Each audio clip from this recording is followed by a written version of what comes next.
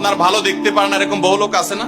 এই হিংসা করলে অনেক সময় বদনজর লাগে, বদনজর। আপনার ভালো কিছু হতে আরেকজনের জ্বালা পড়া শুরু হয়েছে, এর কারণে অনেক সময় মানুষ ক্ষতিগ্রস্ত হয়। বহুবার এই সূরা পড়ে তৎক্ষণাৎ একেবারে পড়ার সাথে সাথে আমি কার্যকরিতা আমার চোখে বহুবার দেখেছি। আলহামদুলিল্লাহ।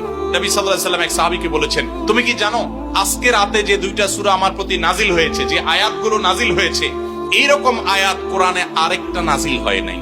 আমার বাসা বাচ্চার কোনো অসুবিধা হলে মাঝে মধ্যে আমার মিসেস বলতেন যে একটু দোয়া পড়ে খু দাও তো। আমি আমার মিসেসকে সাথে সাথে বলি, কেন, তুমি দিলে কি সমস্যা?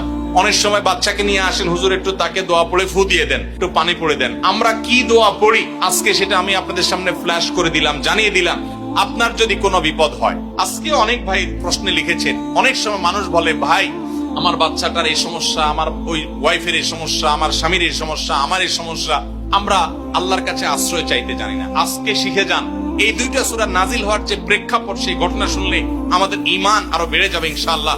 নবী সাল্লাল্লাহু আলাইহি ওয়াসাল্লাম একবার অসুস্থ হয়ে পড়েছেন এবং অসুস্থতাটা এত মারাত্মক ছিল যে আম্মা জান আয়েশা রাদিয়াল্লাহু তাআলা বলেছেন, অনেক কাজ তিনি করেন নাই অথচ তিনি বলতেন তিনি করেছেন, মানে তার মনে হতো তিনি করেছেন। আবার অনেক কাজ তিনি করেছেন তিনি ভুলে যেতেন, মানে এরকম একটা অবস্থা তার তৈরি হয়েছে যে স্বাভাবিক না অস্বাভাবিক, আমাদের অনেকের হয়। তখন নবী সাল্লাল্লাহু আলাইহি ওয়াসাল্লাম বিভিন্ন তখনকার যে